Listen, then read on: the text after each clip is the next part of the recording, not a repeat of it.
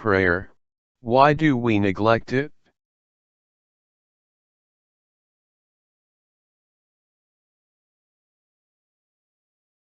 How can you pray consistently if you do not know what to pray for?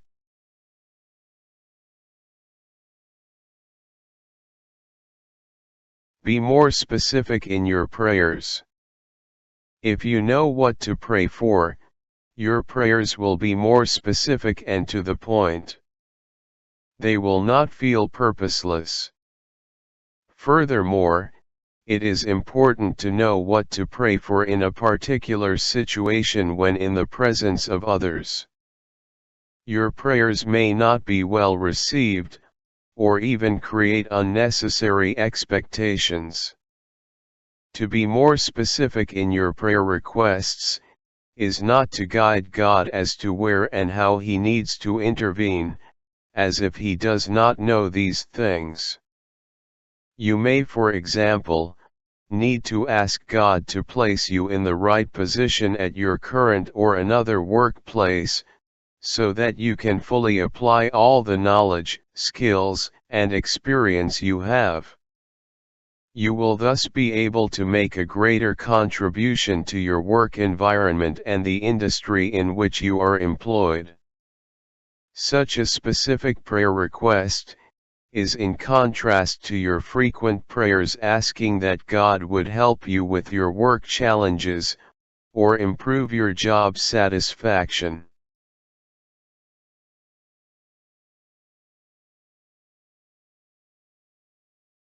It is interesting to note that a person's prayers for himself and others will be more detailed, if he has more knowledge of the area of concern. Someone with knowledge of healthcare, who prays for a certain person to recover from a car accident, will ask God for the healing of specific leg bones or joints, and for the restoration of particular functions of these body parts. A person without such knowledge will simply ask God for healing of the person's legs and to help him walk again. God, however, can still answer the prayer of the one without this knowledge, in the same way as the prayer of the person with more knowledge in that area.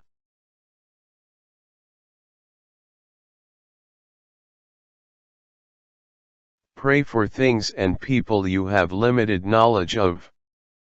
Your prayers about certain things and for other people need not be limited, simply because you lack certain details. If you do not know the exact or root cause of the problems in your workplace, you can still ask God to solve these problems. Naming the cause of a problem, or giving God a detailed background of the problem, is not required in order for God to resolve it. You may simply pray, God, please bless the unemployed person I shared my lunch with today, with a job. Even though you do not know or cannot remember his name, God knows exactly who you are referring to. Just because he is nameless to you, does not mean he is nameless to God.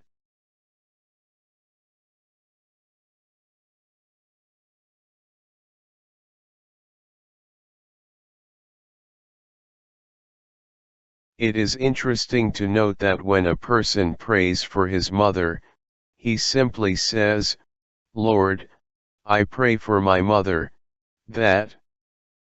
He never really mentions her name or surname. If the only people in the world praying for a certain woman were her children, thus only calling her my mother in their prayers, that woman's name would never ever reach the ears of God. God, however, has already answered their prayers of intercession for her, on numerous occasions. This is in spite of the fact that millions of people also prayed for someone they called my mother, without mentioning her name, surname, or nickname. Even when praying for friends and acquaintances, a person never or seldom mentions the surname of the one they are praying for, to distinguish him from others with similar first names all over the world.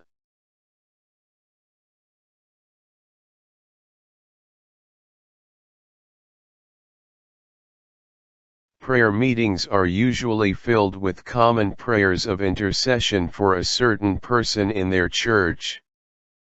They simply identify him as brother, in their prayer request, without mentioning his surname, area of residence, or any other distinguishing factor. This is because, before and as they mention the name of the particular person, a mental image or thought of that person comes to the fore in his mind. Since God knows the hearts and minds of men, He knows exactly who they are referring to. When praying for your friend David Shapiro, God perceives which David you are referring to, out of the millions of other people named David in the world, or out of the hundreds of people named David Shapiro. On the other hand, when praying in front of others, the prayers of some might be frowned upon, due to their incorrect pronunciation of certain words and names.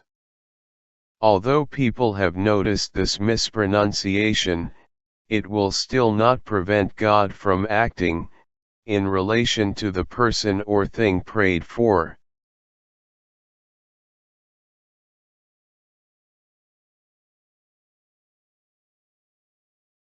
God's hearing of prayer is not dependent on a certain form or accuracy of human articulation.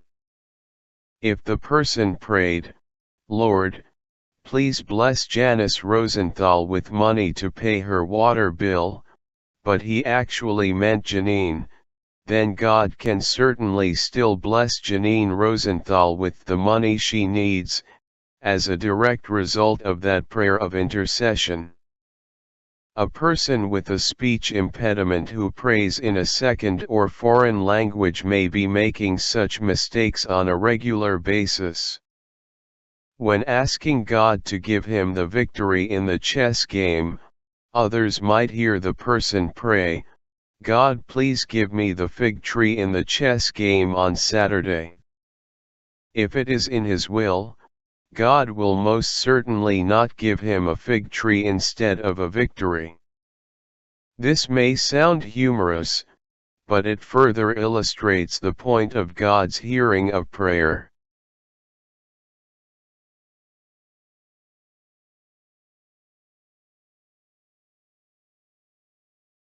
Certain places have prayer baskets in which people put various requests that fellow Christians or groups of intercessors need to pray for. With many of these prayer requests, the name of the person with the problem does not appear anywhere, as he chose to remain anonymous.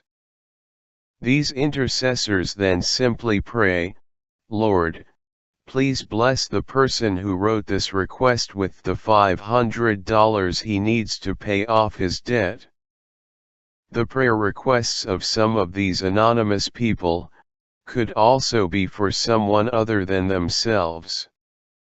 The prayer of the intercessor will then be something like this: "Lord, please heal the grandmother of the person who wrote this request, of cancer."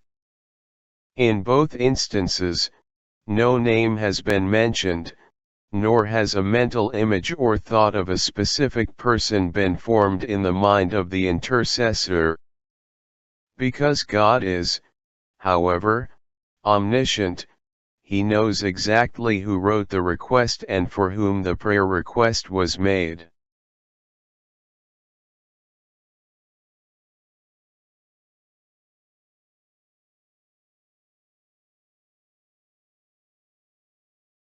The subsequent testimonies of changed circumstances, not long after intercession was made for these unidentified people, thus serve as evidence that God indeed answered these prayers. These should all serve as encouragement for you to intercede for others. God is also not confined to prayers in a certain language. Whether people use the terms God, Jehovah, Father, or Lord in English or a different language, God can still hear their prayers. He knows that they are referring to Him.